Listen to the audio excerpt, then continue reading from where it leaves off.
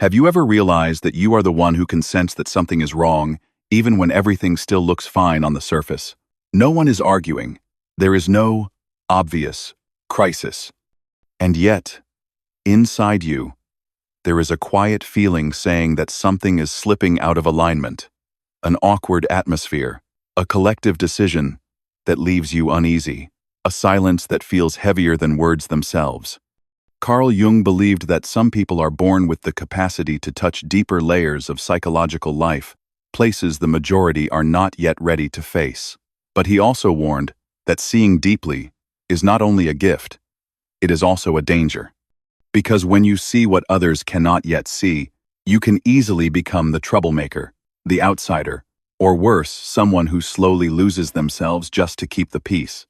In this video, we will walk together through 10 subtle signs that reveal the darker side of this penetrating awareness, from being pushed to the margins, to being forced into silence, to the risk of dissolving entirely into the collective. And listen carefully, because within these signs, you may encounter another version of yourself not to be afraid of, but to begin a journey back to the deepest core of who you truly are. Sign 1. You are easily pushed out of the flow of relationships. When it comes to seeing what others cannot see, many people tend to think of it as an advantage, deeper understanding, greater clarity, sharper awareness. But very few talk about the other side of it. That sometimes, seeing too early, is exactly what makes you fall out of sync with the world around you. Not because you are trying to be different, but because you are standing at a level of awareness that the environment is not yet ready to reach. Carl Jung emphasized that individuals whose awareness runs ahead of the collective are rarely welcomed immediately in the present. Not because they are wrong, but because the truth they perceive creates an invisible pressure on the existing balance. And one of the most subtle dangers of this state is this: you begin to be pushed out of the flow of relationships in a way that is very quiet, very polite, and very difficult to name. It does not arrive through conflict. No one turns to criticize you. There is no outright rejection.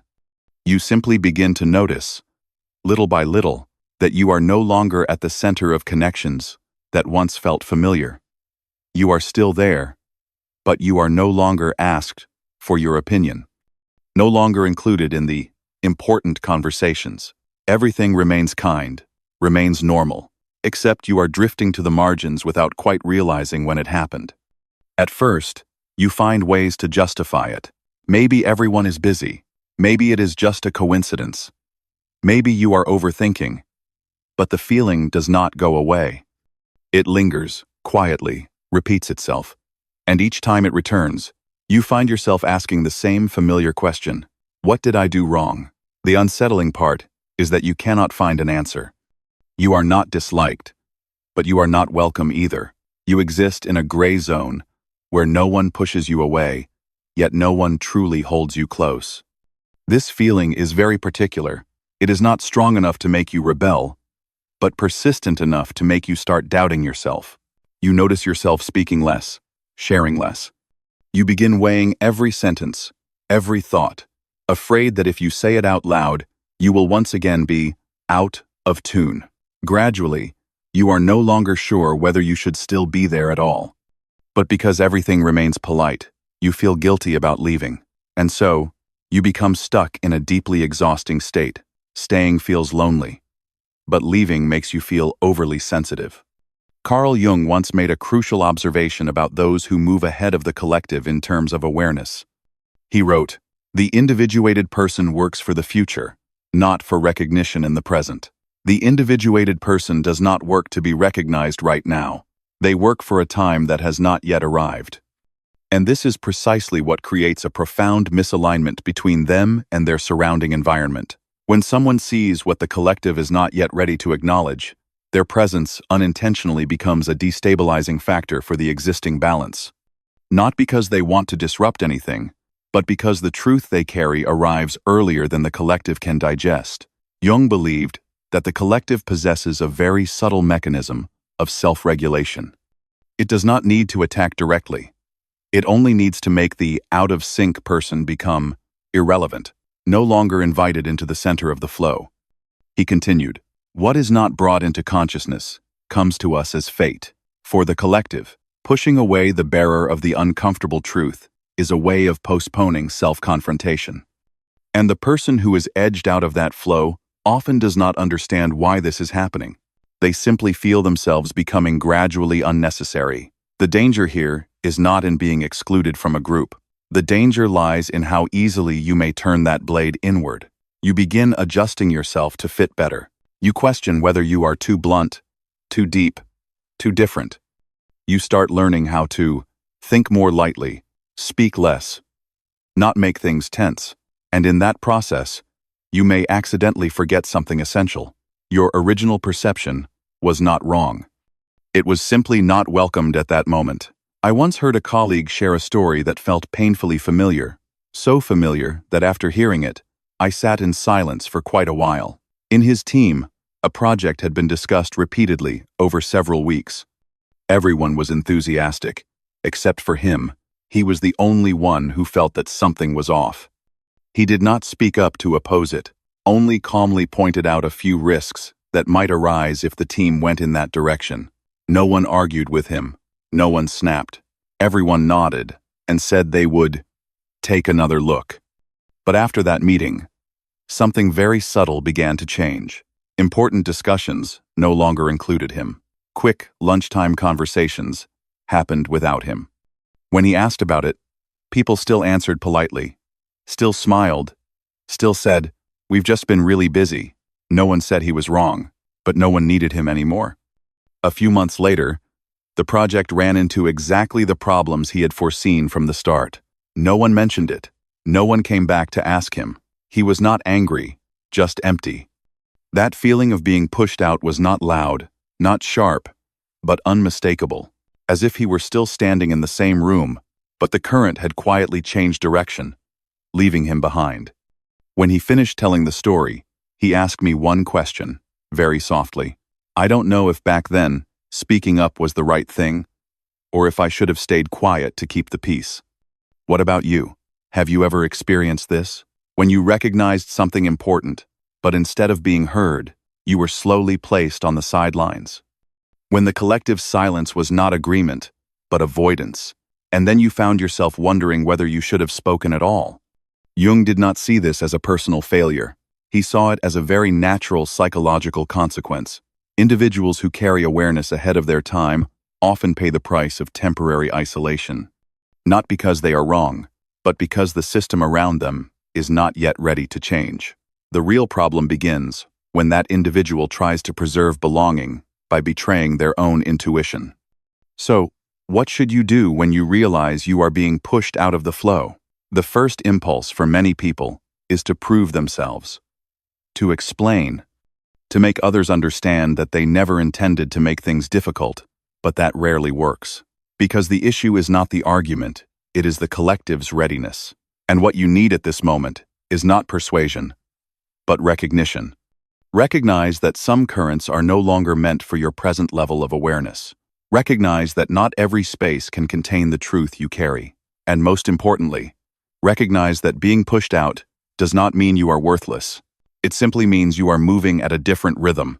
Ask yourself one very honest question.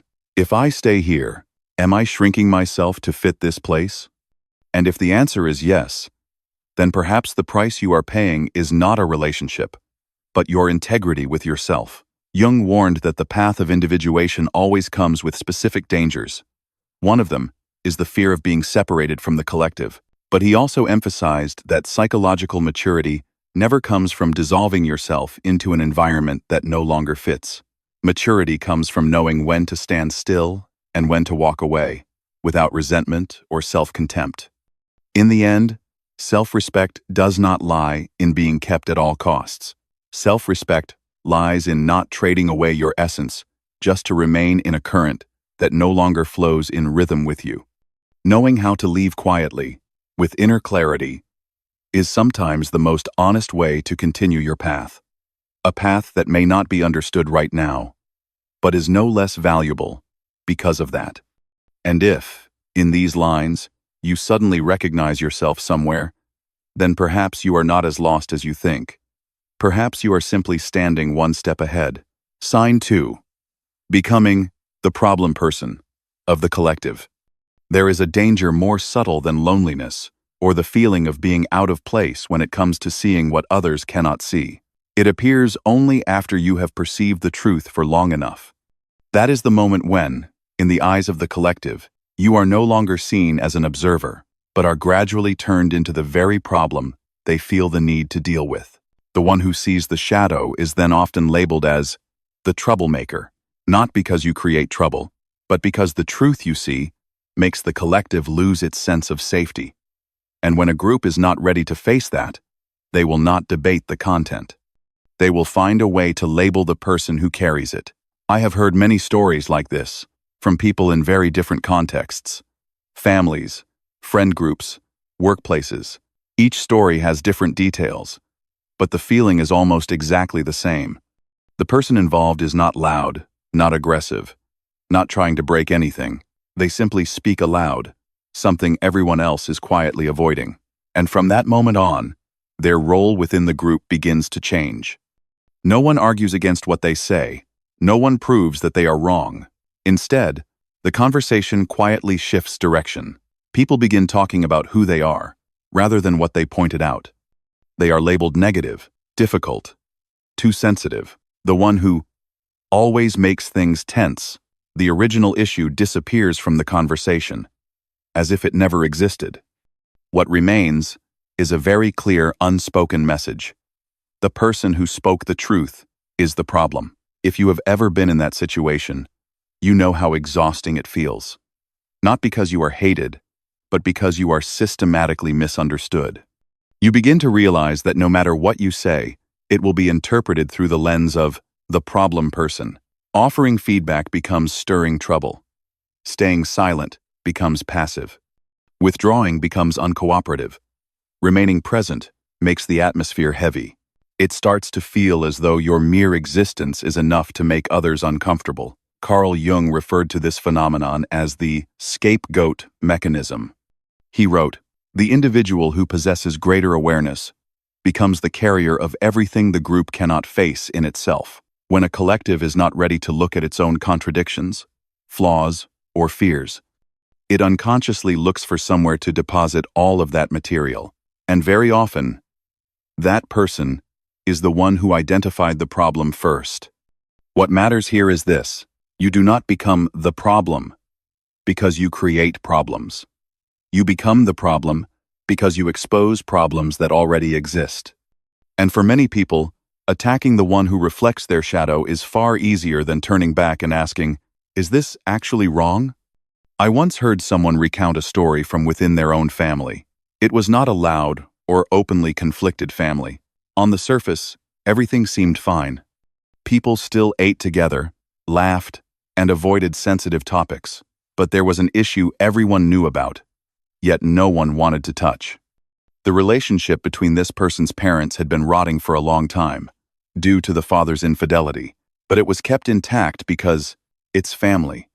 What can you do? One evening at dinner, this person gently spoke about how they felt. No accusations, no blame, just saying that things were not as fine as everyone was pretending. The table fell silent for a few seconds. Then came the familiar response: "You always ruin the mood." No one argued with what was said. No one claimed it was wrong. But the rest of the meal revolved around one single message. The problem was not that the relationship, but the person who dared to speak about it. From then on, every time that person appeared, the atmosphere in the house became a little less pleasant, whether they spoke or not. Does this feel familiar to you? When you speak an uncomfortable truth, and the collective's first reaction is not dialogue, but telling you to stop making things tense? When you are advised to be more positive, think more lightly, don't dig so deep, while what you are pointing to is something very real, something that genuinely needs to be faced. Jung warned, people will do anything, no matter how absurd, to avoid facing their own souls. When confronted with a truth that demands change, many people choose the less painful route, turning the truth teller into the troublemaker. That way, nothing has to change. They simply remove the source of discomfort. The most dangerous aspect of this sign is not that you are misunderstood. It is when you begin to doubt your own intuition. When enough people call you the problem, you start wondering, maybe I really am wrong. You begin editing how you speak, how you think, even how you feel. You learn when to stay quiet, when to smile, when to swallow what you see very clearly, just to avoid being labeled again. Each time you do that, something small inside you quietly contracts. It does not hurt immediately, but it accumulates. You gradually lose trust in your own perception. And that is a very high price many people pay in trying to prove that they are not the problem. I want to ask you one question, slowly and honestly. Are you being treated as the problem simply because you named a truth others are not ready to hear? And if so, what are you doing with that? Are you trying to explain yourself? Trying to please? Or quietly carrying emotions that were never yours to hold? Jung did not advise us to clear our names at all costs. On the contrary, he emphasized that truth does not need to be defended through personal sacrifice. When you try to prove yourself right to a collective that is not ready to change, you only place yourself in the scapegoat position for longer. The solution here is not counterattack, nor is it a bitter withdrawal. It is stepping out of the need to be vindicated, recognizing that there are spaces where being right brings no value, because the listener does not want to understand. In those spaces, staying and continuing to explain will only exhaust you further. Boundaries begin to form when you stop carrying other people's shadows for them, when you no longer feel responsible for making everyone comfortable by swallowing your own truth. When you understand that if a collective can only function by turning you into the problem, then the problem was never truly you. And perhaps one of the deepest signs of maturity is being able to leave the role of the troublemaker without needing to prove that you were right. You do not need anyone to acknowledge that you saw the truth early. You only need to remain honest with yourself and not allow labels to make you forget what you clearly saw. If you are in that situation right now, remember this. You are not alone, and you are not crazy. You may simply be the one who looks where others are still afraid to turn their eyes. And what you need to do next is not stay and endure, but learn how to protect your boundaries before other people's shadows become your own burden. Sign 3. Being forced into silence to keep the peace. There is a rather paradoxical truth that I keep hearing again and again from many people in very different circumstances. It is not speaking the truth that exhausts them the most. It is the moment they realize that, to stay within a relationship, a collective, or a familiar environment, they must learn how to be silent. Not silent because they are immature, but silent so as not to make things more complicated. And it is precisely this silence that drains them, little by little. When you see what others are not yet ready to see, the danger is not only that you might be pushed out. Sometimes, the greater danger is that you are allowed to stay, but under an unspoken condition. Do not speak anymore. Do not name it. Do not expose what is making the entire system feel unsafe. You are still seen as nice, considerate, wise, as long as you keep the surface looking fine. I once heard someone say they could not remember exactly when they began weighing every sentence before speaking. They only knew that at some point, before saying anything, a series of questions would automatically arise in their mind. Will this make the atmosphere heavy? Will someone feel uncomfortable? And in 5, 1. Will someone feel uncomfortable? Will I be seen as negative? And very often, the answer was yes. So, they chose silence. Not because they did not see, but because they had grown accustomed to being the one who disrupted the false peace every time they spoke. This feeling is very hard to name. It is not overt fear. It resembles a subtle form of self-censorship. You swallow what you were about to say. You soften your words. You leave out important details. And gradually, you are no longer sure what you truly think, or whether you are only saying what is easiest to accept. The most painful part is not being silenced by others. It is the moment you realize you are doing it to yourself. Carl Jung once wrote, "The false path always leads to psychic deadening. When a person is forced to live out of alignment with their inner truth for too long, the cost does not come immediately. It comes slowly, through emotional numbness. You still smile. You still function. You are still fine. But inside, some part of you is being pressed down, not quite dead, but no longer alive either. Psychologically, this is a very deep conflict. On one side is the part of you that is maturing, the self that is forming, wanting to live in accordance with what you see and feel. On the other side is the persona, the social mask you must maintain to continue belonging. And when these two are pulled in opposite directions, you do not explode right away. You become tired. You become depleted. You feel as if you are living a life that is slightly off, but not wrong enough to justify leaving. I once heard a very ordinary story. A woman knew very clearly that a relationship within her family was toxic, not because there was violence or loud conflict, but because of repeated behaviors that made her feel smaller and smaller over time. Every time she spoke up, the response was always the same. You're thinking too much. It's nothing. Why do you always make things so tense? Gradually, she learned a lesson no one explicitly taught her. Silence keeps the peace. And so she became truly silent. But that peace was costly. It came with a sense of estrangement from herself. Every time she swallowed her words, she felt as though she had betrayed something very fundamental inside. No one forbade her from speaking, but that space no longer had the capacity to listen. And when you live long enough in a place that cannot hear the truth, you begin to doubt the truth itself. Jung warned, the most terrifying thing is to accept oneself completely. Staying silent to keep the peace may sound wise, but if it forces you to deny what you know to be true, it is no longer wisdom. It is a trade-off, and not everyone realizes what they are paying for. You might be listening to this and wondering, so when should one stay silent? When should one speak? This is where things are easily misunderstood.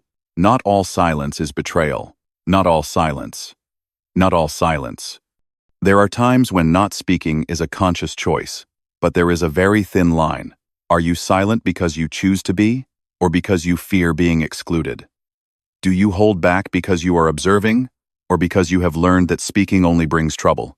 Have you ever been in a relationship where you had to shrink yourself to fit better? Have you ever held back an important thought simply because you knew that if you said it, you would once again be labeled as making a big deal out of nothing? And each time you did that, did you feel relief or emptiness? Jung did not encourage exposing every insight in every place. He was very clear that the issue is not repression versus expression. The issue is the ability to integrate awareness consciously. Individuation does not shut one out from the world, but gathers the world to oneself. In other words, you may choose not to speak in places that you cannot hear, but you must not lie to yourself in exchange for acceptance. The solution here is not to suddenly say everything, forcefully and recklessly, nor is it to continue staying silent, just to keep the peace. The solution lies in clearly distinguishing between spaces that cannot receive the truth and the part within you that requires absolute honesty. You may choose not to speak, but you must not convince yourself that what you see is wrong simply because others do not want to hear it.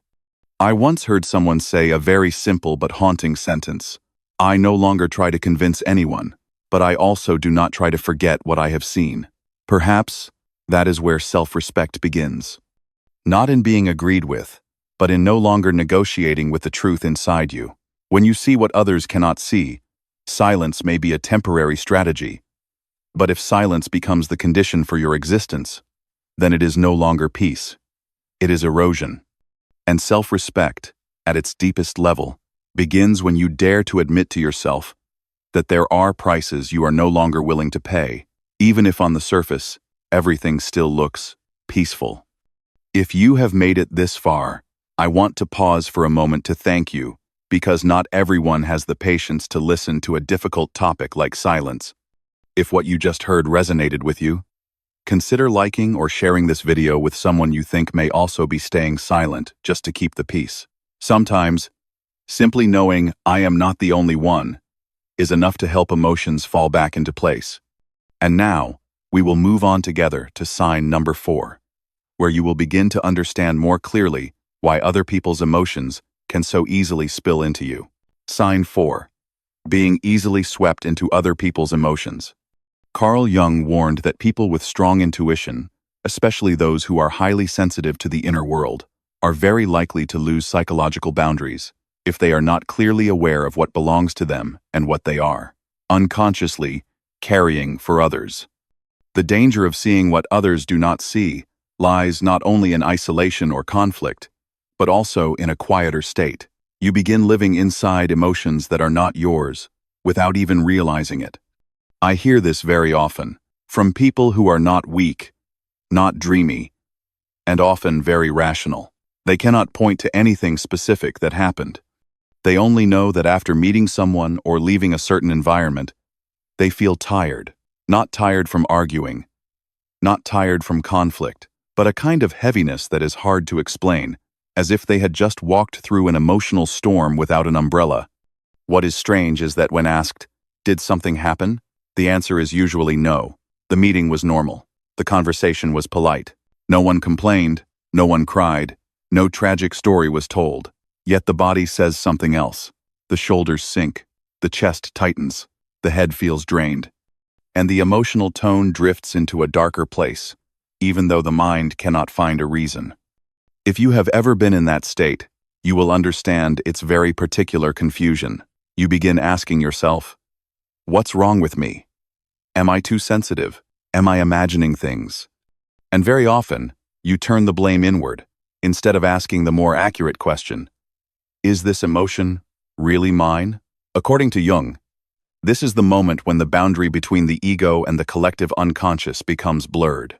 When you have deep sensitivity, you do not only hear what others say, you also hear what they do not say. The suppressed tensions, the unnamed sadness, the conflicts they have not dared to face. And if you have not yet developed what Jung called a psychological skin, a sufficiently clear inner boundary, you absorb all of it as if it were your own. Jung wrote, "The individual who can consciously tolerate the unconscious content of another without being overwhelmed is rare and precious." He did not say this to glorify endurance, but to emphasize something crucial. The ability to enter another person's inner world without losing oneself is not natural. It is a capacity that must be developed consciously. Otherwise, heightened awareness does not make you deeper. It makes you more exhausted. I once heard a very small but very accurate story. Someone said that every time they met an old friend, they left feeling heavy. That friend did not complain, did not vent, and even smiled a lot. But after every meeting, they felt inexplicably sad, unmotivated, and carried a vague sense of guilt, as if they had done something wrong. It took a long time for them to realize those were not their emotions. It was the other person's unacknowledged disappointment, unconsciously placed onto them. You may have experienced this too. You leave a meeting and feel your heart sink, even though nothing specific happened. You listen to someone speak calmly, yet afterward, you feel sad for them more than they seem to feel for themselves. You sit next to someone who is trying hard to appear fine, and suddenly you feel exhausted, as if you were holding it together for both of you. The problem is not that you are weak, and it is not that you are too affected. The problem is that you have not yet separated sensing from identifying. You sense sadness, but unconsciously take it as your own. You sense tension, but carry it home as part of your personal inner life. And the longer this continues, the harder it becomes to tell which emotions truly belong to you. Jung described this state as an unconscious participation in the collective unconscious, where psychological boundaries dissolve. And he warned that without awareness, this state does not lead to wisdom, but to collapse, not immediately, but through prolonged fatigue, unexplained gloom, and a very quiet loss of self. The important question here is not, how do I stop feeling? It is, how do I know what I am feeling? And for whom? When an emotion arises, you can pause and ask yourself slowly, where did this feeling begin? Did it appear after meeting someone? If that meeting had not happened, would I still feel this way? Simply asking these questions is already a way of restoring boundaries. The solution Jung suggested is neither confrontational nor about withdrawing from people. He spoke of conscious participation. This means you can still be present, still listen, still feel, but you need an anchor. The body is one such anchor. When emotions become vague, return to physical sensations. The breath, the feet on the ground, the heartbeat. Do not analyze. Do not explain. Simply note, this is what I am feeling right now, and temporarily refrain from deciding whose it is.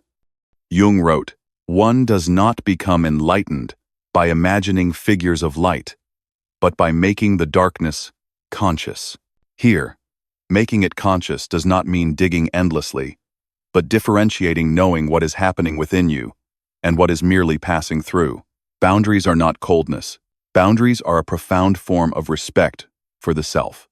When you no longer unconsciously carry emotions for others, you are not only protecting yourself, you are also returning to them the responsibility of facing their own inner world. And that, paradoxically, is the healthiest form of presence a deeply intuitive person can offer the world. If you are listening to this and recognize yourself in it, ask yourself one simple question before moving on. Does the emotion I am carrying right now truly begin with me? If you pause long enough to ask that, you have already begun to re-establish your boundaries. Sign 5. You can see ahead, but you are not believed. There is a very familiar phenomenon that is rarely named correctly, especially among those who see things others have not yet noticed. You see the outcome when everything is just beginning.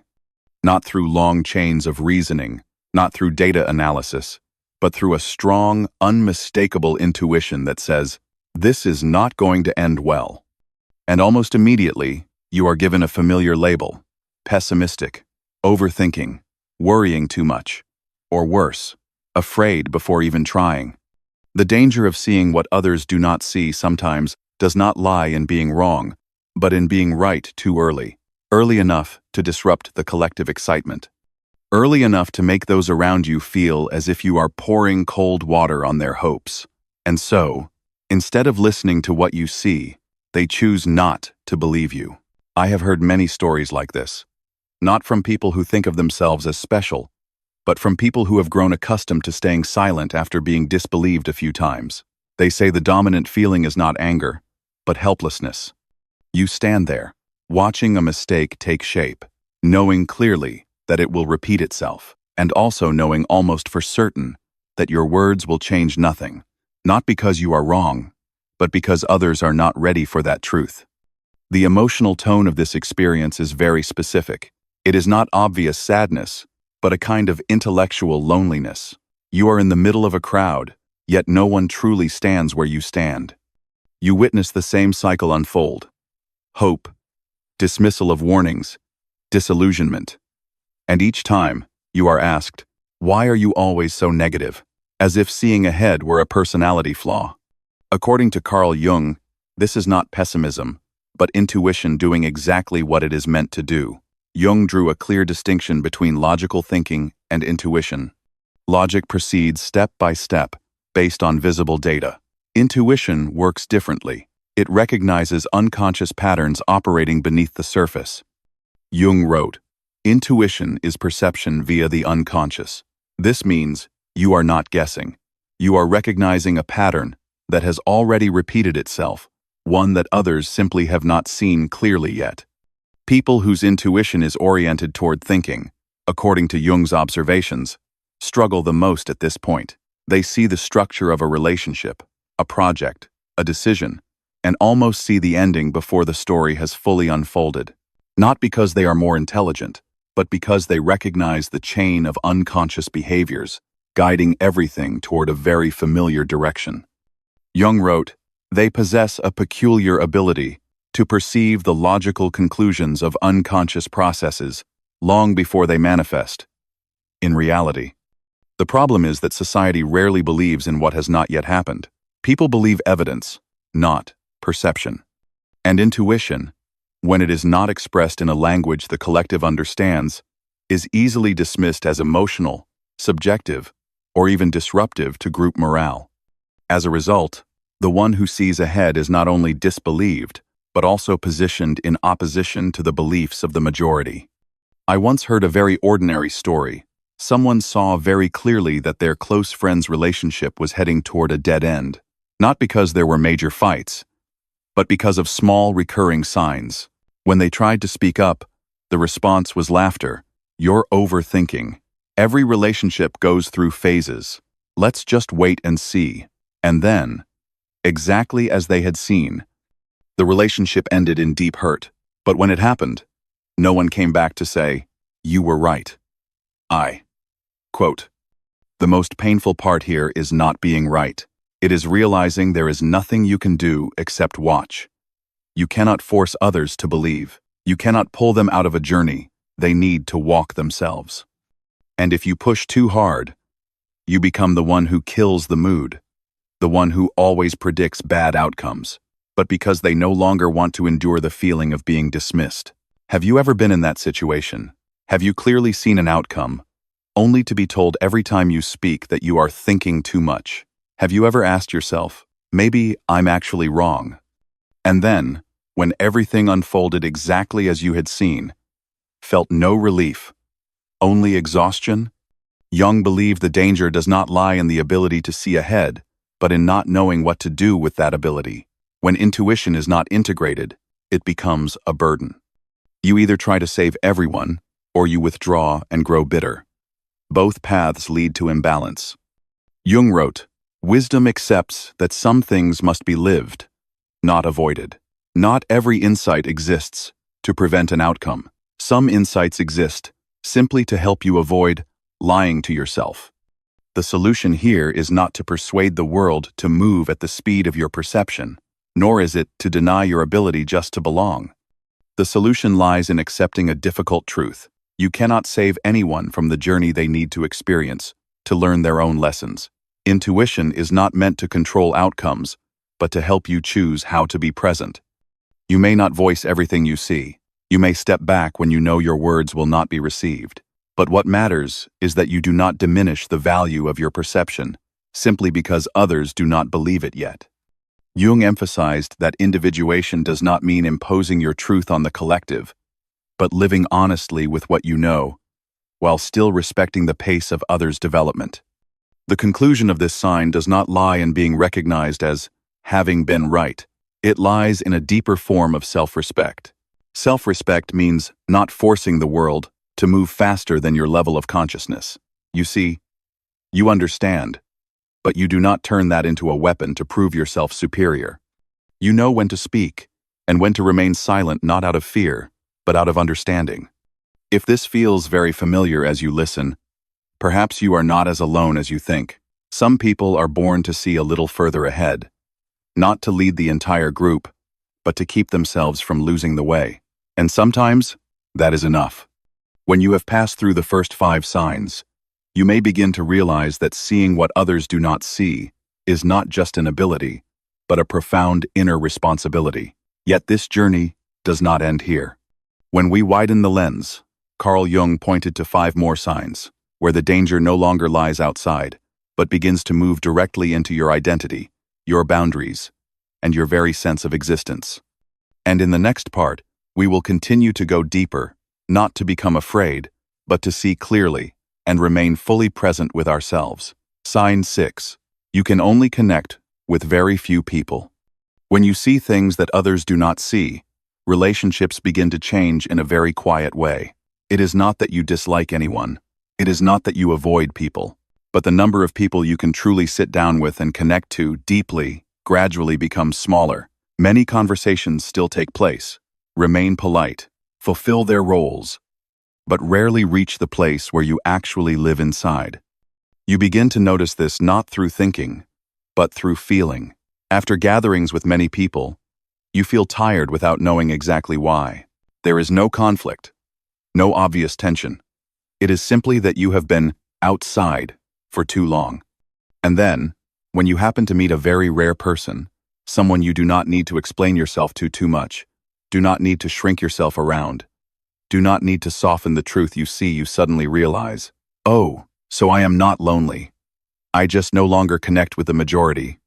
There is a very quiet paradox that often appears in people who see things others do not see. The deeper one goes into awareness. the narrower the surrounding social world becomes, not because you hate people, not because you are cold or arrogant, but because most conversations gradually become unable to reach you anymore.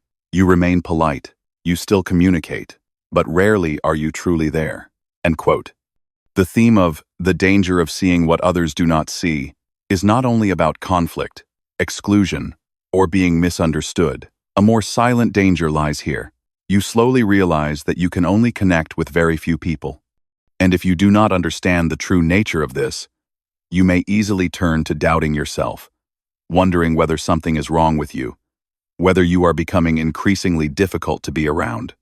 Carl Jung once made a very brief but profound observation.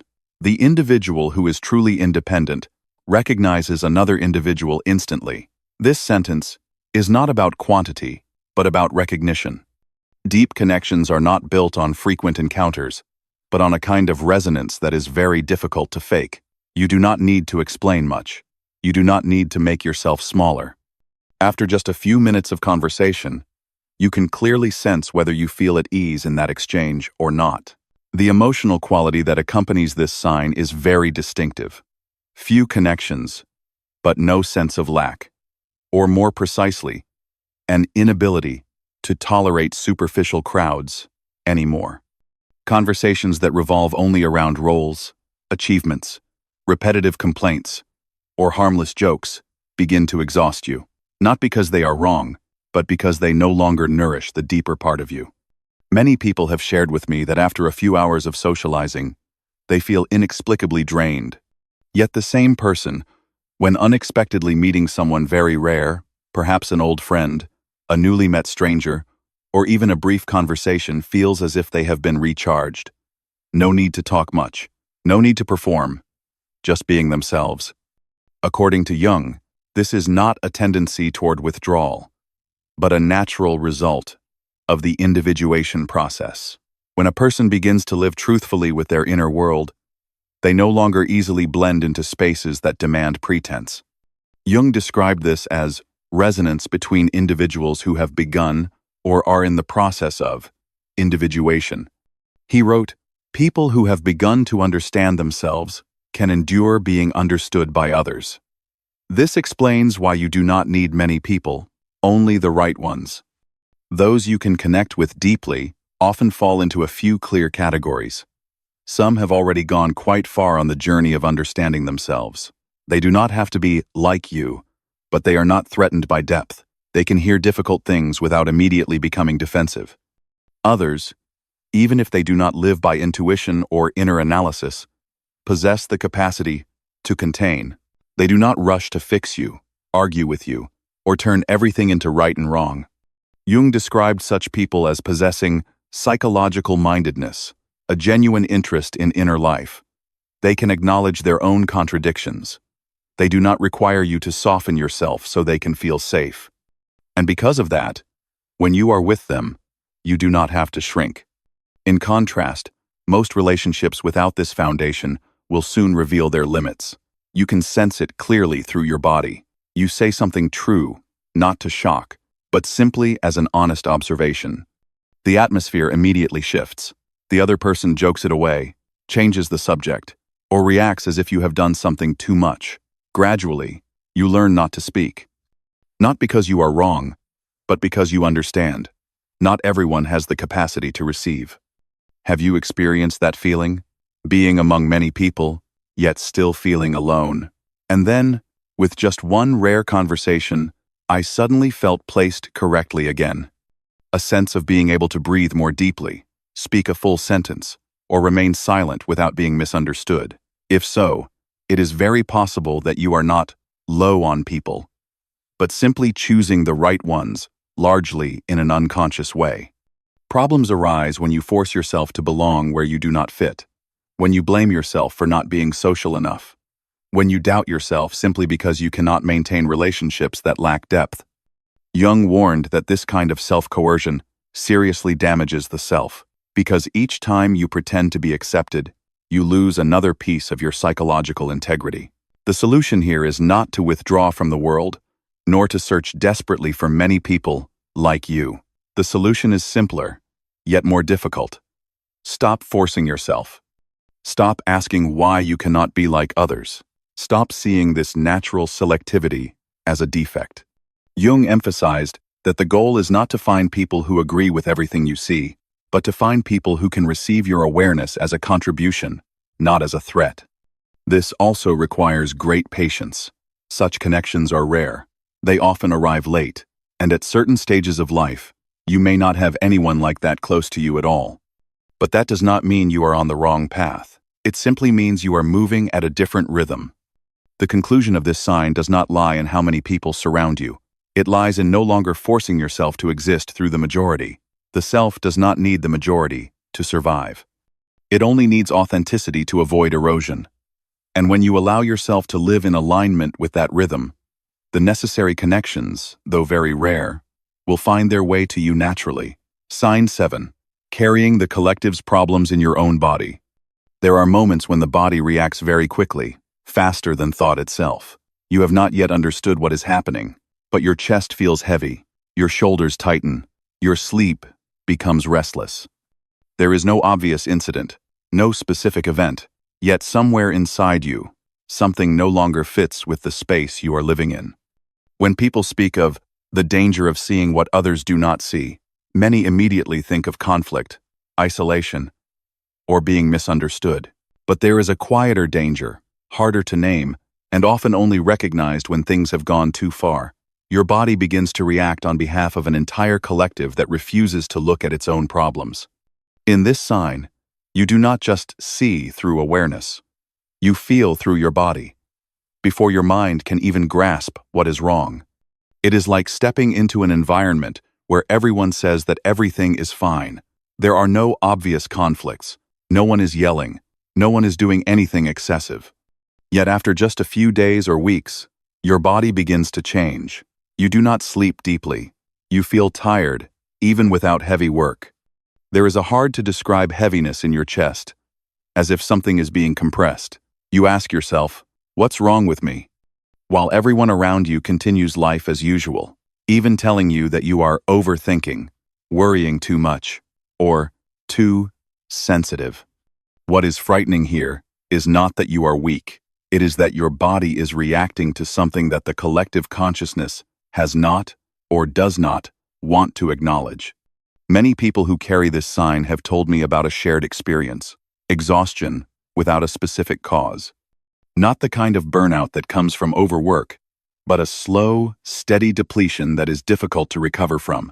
Along with it comes anxiety without a clear reason. There is no concrete event to worry about, yet inside, there is a constant state of alertness, as if something is not right, is hanging in the air. And the most uncomfortable part is this: you cannot prove that feeling with logic. At this stage, many people begin to doubt themselves. Am I weak? Am I exaggerating? Is it because I am not adaptable enough? And that very self-doubt pushes you even further away from your bodily signals, forcing you to explain everything through rationality, while the body reacts more and more strongly. Carl Jung recognized this phenomenon very early, when observing patients who were sensitive to their psychological environments. He believed that some individuals possess the ability to sense collective problems before they are named. The individual is not only a single, separate being, but by his very existence presupposes a collective relationship. For sensitive people, this relationship does not exist only on a conceptual level. It leaves a direct imprint on the body. Put more simply, when something is wrong within a collective, but is collectively denied, someone will have to pay the price for that denial. And very often, the one who pays is not the person who caused the problem, but the one sensitive enough to feel it. Their body becomes the container for unspoken tensions, suppressed conflicts, and truths that are ignored to preserve surface harmony. You can see this clearly in toxic work environments that are covered with a layer of professionalism. On the surface, everything runs smoothly. Meetings are polite. Emails remain courteous. But underneath lie hidden competition, fear, and unacknowledged performance pressure. And then one person on the team begins to develop stomach pain, insomnia, and anxiety disorders. They go to the doctor. Tests show no clear illness. Meanwhile, the collective continues to say, Our company is fine. What problem could there be? Or within a family where long-standing conflicts are never spoken about. Everyone chooses silence to keep the household peaceful. Yet there is one child who is constantly tense, easily panicked, and feels heavy every time they come home. No one understands why. But that person's body is carrying the conflict that the entire family lacks the courage to face. Jung described this as the phenomenon in which a sensitive individual becomes the symptom bearer for what the collective has not integrated. He did not view it as a simple pathology, but as a signal. The problem is not that the body is malfunctioning, but that the body is expressing what social language does not allow to be said. The danger lies here. If you do not understand this mechanism, you can easily fall into self-sacrifice. You try to endure, try to understand, try to adjust yourself so the collective can remain at ease. Your body becomes the dumping ground for shared psychological waste, while no one takes responsibility for their own shadow. Jung warned clearly about this trap when he wrote, "The individual who does not integrate the collective shadow will be devoured by it." In other words, if you unconsciously carry the burden for the collective, it will erode you from within. What is crucial to distinguish here is this: listening to the body does not mean continuing to endure. On the contrary, it is the first step toward stopping yourself from becoming an unconscious container for problems that are not yours. But to do that, you must change a very deep habit, the habit of explaining every bodily signal through social rationality. Many people with this sign have said, "I knew that environment wasn't right, but everyone said it was normal, so it must be me." Does that sentence sound familiar? And if you pause for a moment, you will see how dangerous it is. You have placed the surface consensus of the collective above the biological truth of your own body. Jung emphasized that the path of psychological maturation is not about separating from the body, but about returning to it. He viewed the body as an inseparable part of the individuation process. Signals of fatigue, anxiety, and prolonged tension are not there for you to push through, but for you to understand what kind of context you are living in. So the question here is not, how do I stop being tired? But rather, what is my body signaling that no one in this environment wants to see? Have you ever been in a space where reason says everything is fine, but your body protests fiercely? Have you ever forced yourself to stay simply because everyone around you said, "It's nothing"? The solution in this sign does not lie in confrontation, nor in trying to fix the body as if it were a broken machine. It begins with a very simple, yet very difficult step, trusting your bodily sensations before trying to rationalize them. Instead of asking, "What is wrong with me?" try asking, "What in this environment is going against my rhythm of life?" The practice here is not extreme withdrawal, nor is it taking on more responsibility to heal the collective. It is learning to pause, to step out of the shared rhythm, and to return to the collective what does not belong to you. This might mean reducing contact. It might mean no longer playing the role of the one who endures. It might simply mean acknowledging, "Here, my body is not safe." At a deeper level, Jung believed that individuals with heightened awareness are not born to become victims of collective stagnation. He wrote, "The individuated person does not serve the collective by sacrificing himself, but by becoming what he truly is. To serve is not to endure. To serve is to preserve enough wholeness of the self so as not to be swallowed by what remains unconscious in the many." When you begin to listen seriously to your body, you will realize a very different truth. The self speaks the truth earlier than society does. Society needs time to name a problem. The body does not. It reacts immediately when something goes against life. And if you dare to trust that signal, you are not only protecting yourself, you are also stopping your participation in a form of false normalcy that harms everyone. This sign does not make you weak. It shows that you are someone who can sense what the collective is still avoiding. But from here on, the question is no longer whether you are strong enough to endure. It is whether you have enough self-respect to stop carrying what does not belong to you. Sign 8. Identifying yourself with the role of the one who understands. Carl Jung issued a very clear warning about a dangerous trap in the journey of psychological maturation, especially for those who can see deeply into the inner worlds of others. He wrote, "When insight becomes identity, the person disappears behind the function. When understanding becomes an identity, the real person begins to disappear behind the role they perform." Jung did not mean this as a metaphor. He was describing a concrete psychological phenomenon. Some individuals do not lose themselves because they lack understanding, but because they understand too much, to the point where they equate their entire sense of worth with seeing, sensing, and carrying things for others. At that point, understanding is no longer a capacity. It becomes a survival role. And when that role is repeated long enough, a subtle distortion begins to form. You no longer exist as a whole person, but as a stable function operating within other people's psychological lives. At first, this role feels deeply gratifying. You are the trusted one, the calm one, the one who sees the root of the problem. In a world full of emotional chaos, you become a refuge. What few people tell you is this: being needed for too long can turn into a subtle kind of addiction. Not an addiction to loud attention, but an addiction to the feeling of having value because you understand. Gradually, you begin to function in a role. Someone is sad, you listen. Someone is confused, you untangle things. Someone panics, you hold the rhythm. But very rarely does anyone turn back and ask, "And how are you?" Most dangerously, you no longer ask that question of yourself. On an emotional level, this sign is often accompanied by a fatigue that is hard to name. Not exhaustion from giving too much at once, but depletion from giving continuously without being replenished. You begin to drift away from very basic emotions: joy over small things, sadness over personal matters, and anger when boundaries are crossed. All of these are replaced by a state of being stable, understanding. It's fine, even when inside, you are drying up. Jung called this one of the great traps of psychological maturation: losing the self to preserve a role. He wrote, "True individuation does not consist in becoming isolated from the world, but in becoming oneself within it." Individuation is not about withdrawing from life, but about living in it without losing the self. The problem is that when you identify with the role of the one who understands, you may believe you are living correctly, when, in reality, you are avoiding the task of facing the parts of yourself that have not been cared for. There is a very subtle form of avoidance here.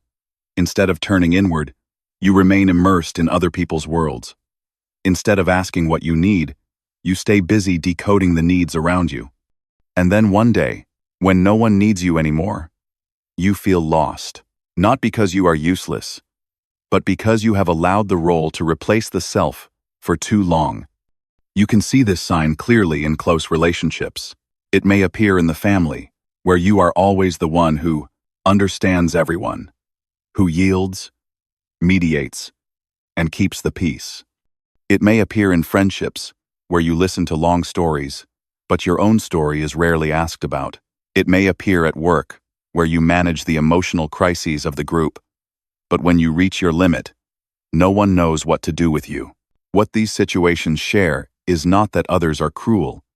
It is that you have unconsciously trained them to see you as a function rather than a whole person. And once they are accustomed to you being always fine, they no longer feel the need to ask further. Jung called this a dangerous inversion of individuation. He warned, the helping role can become a subtle form of self-abandonment if it replaces inner development. When the helping role replaces inner growth, it is no longer maturity, it is self-abandonment. The crucial question here is not, should you continue helping others? It is, are you living or are you operating as a function? Do you still allow yourself to be tired, to not understand, to need to be heard? Or have you unconsciously forbidden yourself from being weak, out of fear that if you are no longer the one who understands, you will no longer have value? The solution to this sign does not lie in extreme withdrawal, nor in cutting off all relationships. It begins with a very specific, yet very difficult action: withdrawing energy from roles that do not nourish you, not by blaming others, but by stopping the habit of forcing yourself to always be present, always understanding, always carrying the load. This can be very simple. Allow yourself not to respond immediately. Allowing yourself to say, I don't have the capacity to listen to this right now. Allowing yourself to have emotions without analyzing or fixing them. Each time you do this, you are returning to yourself a piece of the self that has been obscured for too long. Jung emphasized that individuation is a living process, not a title you achieve and then keep forever. He wrote, individuation is not a once and for all achievement, but a continual task. If you do not return to yourself, the role of the one who understands can easily become a golden cage, valuable from the outside, but increasingly constricting on the inside. As you gradually step out of identification with the role, a strange feeling may arise. Emptiness. Do not panic. That emptiness is not a loss. It is space for your real person to return. There, you do not need to understand anyone. You only need to be yourself. And that is the conclusion of this sign. Self-respect does not lie in becoming indispensable to everyone. Self-respect lies in allowing yourself to be human, whole, fragile, with needs, rather than a smoothly functioning tool in someone else's emotional life. Sign 9. Falling into the overload loop after major upheavals. After a major upheaval, many people believe that the hardest part is already over. You survived. You understood something. You stood back up, perhaps even stronger than before. People look at you and say, you seem fine now. And you yourself believe it. But then, without another shock, your body begins to slow down. Your energy drops. Fatigue returns. A desire to disappear emerges, not intense, but persistent. That is when the overload loop begins. The most unsettling part of this state is that you no longer have a clear reason to collapse. There is no major crisis. No drama.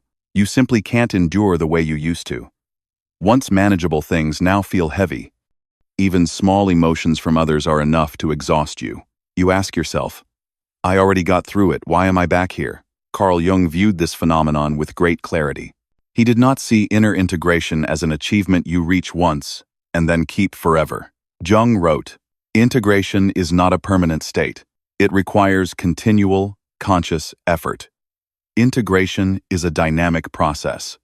When people confuse having understood with being fine, they easily neglect the maintenance of boundaries, and that is precisely what allows overload to return. For those with deep sensitivity, this risk is even greater. After a major upheaval, you often reopen yourself fairly quickly. You think you have learned the lesson. You believe you are strong enough to listen, to be present, to carry things again, this time with higher awareness. The problem is that the body does not operate according to that belief. It operates according to actual energy expenditure. You begin absorbing the emotions around you, just as you did before the upheaval. You forget again to check what is yours and what is not. And because you have endured before, you fail to notice the overload accumulating until it spills out as fatigue, emptiness, or the desire to withdraw from all connection. Jung described this form of regression very clearly. He wrote, the greatest danger in individuation is not confrontation, but exhaustion. It is not conflict that breaks you, but prolonged depletion when boundaries are no longer consciously maintained. Someone once shared that after deep therapy, they felt as though they had been reset, but only a few months after returning to their old environment, they were exhausted again. Not because they had reverted to their old self, but because they had returned to their old mode of functioning, giving too much, being too present, while forgetting that the new state requires continual protection. So the crucial question is not, why am I weak? But rather, when did I stop maintaining my boundaries? Are you still keeping the necessary spaces of quiet? Are you sleeping less? Are you slipping back into old roles, the one who carries, the one who understands, the one who stabilizes, simply because you believe you have already passed the hard phase? The solution Jung offers is not to try to be stronger. He emphasizes returning to foundational practices, things that are very simple yet protective, returning to the body, to the breath, to habits of rest, reducing exposure to sources of psychological stimulation, reminding yourself that deep understanding does not mean infinite endurance. Jung wrote, "Individuation demands continual renewal. Maturity is not moving straight ahead without pause, but knowing when to return, knowing when to step back before the nervous system is depleted, knowing when to stop before disappearing to survive." If you are caught in this loop, try seeing it differently. This is not failure. It is a sign that you have gone deep enough for your body to begin asking for more subtle care. Self-respect, at this stage, is not about standing firm a little longer. It is about returning on time before you are carried away once again. Sign 10. The risk of completely losing your identity. The greatest danger does not lie in being misunderstood, isolated, or labeled as different. The real danger appears when you begin dissolving yourself to stay at peace, to be accepted, to stop being a source of discomfort for the collective. No noise, no collapse, just a gradual process of fading, until one day you realize that you are living a very stable life, yet no longer know who you are within it. This feeling often arrives in a very vague way. There is no sharp pain, no obvious crisis, just a prolonged sense of being out of sync. You speak, react, and make choices according to what is expected. You know when to be happy, how to be sad, and when to stay silent. But over time, it becomes harder and harder to answer very simple questions. What do I truly like? What am I actually feeling?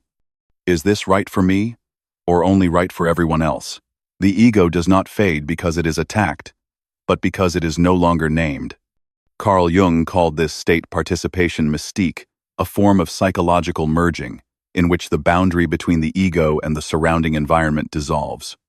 He wrote, "The danger is not isolation, but psychic destruction, the loss of the individual personality, through identification with the collective. When boundaries collapse, you can no longer distinguish what is truly yours from what you are absorbing from others, from the group, from the shared atmosphere, and to survive within that merging, you trade away the most precious thing you have, your personal identity.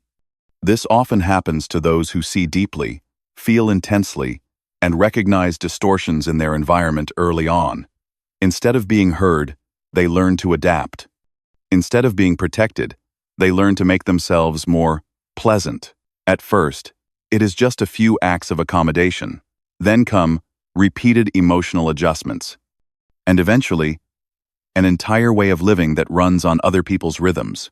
You wake up on other people's schedules, feel joy according to their joys, and carry stress according to their anxieties. Meanwhile, your inner voice grows quieter and quieter until you are no longer sure it even exists. I once heard someone describe a painfully familiar experience. She said that there were periods in her life when she lived extremely by the book, the right role, the right expectations, the right behavior. Everyone thought she was fine, but there was one strange thing whenever she was alone. She didn't know what to do. Not because she was bored, but because she could no longer feel anything that truly belonged to her. Music she once loved felt distant. Old interests no longer stirred emotion. And the question that frightened her most was, if no one else is here, who am I? That is the sign of having lived too long in a state of dissolution. When you become accustomed to feeling on behalf of the collective, carrying shared emotions, and adjusting yourself to fit, you gradually lose the ability to differentiate. Jung believed that individuation begins with learning to recognize what is mine and what is not to separate from the world, but to exist within it without being swallowed. So how do you return when you have gone too far? You do not need a revolution.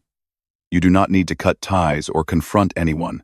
Jung emphasized a very simple first step: awareness and differentiation. Each time an emotion arises, pause and ask, where is this feeling coming from? Is it truly mine? Each time you are about to react out of habit, ask yourself, is this a reflex to belong or a choice from within? These small questions are the first threads that lead you back to yourself. You also need to return to the body. When psychological boundaries blur, the body is often the earliest messenger. Unexplained tension, prolonged fatigue, and a sense of emptiness after interactions that seem perfectly normal. Instead of trying to understand everything intellectually, listen to the body. It does not lie. It simply reflects a truth you have grown used to ignoring. And at this final point, there is something crucial that must be said clearly. Seeing deeply is not meant to make you disappear, not to turn you into a censor for the collective, or a container for what others refuse to face. Seeing deeply is meant to bring you back more fully to yourself, with boundaries, with self-respect, with a clear place to stand without needing permission. If, after moving through all the signs above, you realize that you are very close to this boundary, remember this: stopping is not failure. It is the moment individuation begins. Not by dissolving further, but by gathering yourself just enough to avoid losing who you are. And sometimes, that is the bravest act of all, for someone who sees more than others. Before leaving this journey, I invite you to pause for a moment. As you hear this final sign, what touched you most deeply? The fear of losing yourself, or the lightness that comes from finally naming it correctly? Leave a comment, share your experience, or simply write a line like, "I am here to understand myself." Sometimes, true presence begins with daring to speak. Perhaps after going through this entire journey, you have begun to look back at yourself and the relationships around you through a different lens. No longer rushing to judge, right versus wrong, strong versus weak. Simply understanding this, seeing what others cannot see, is not a comfortable privilege, but a path that demands boundaries, self-respect, and a very deep honesty with oneself. Carl Jung once wrote, "Who looks outside, dreams. Who looks inside, awakes." And perhaps, if the reflections you have just heard resonated within you, it is not because you are different, but because you are learning how to awaken to your own inner life. You do not have to walk this path alone. If today's content offered you a new perspective, consider subscribing to the channel and turning on notifications so you can continue accompanying us through future videos that dive deeper into psychology, the self, and the journey of returning to who you truly are. Thank you for staying until the very end, and I look forward to meeting you again in our next conversations.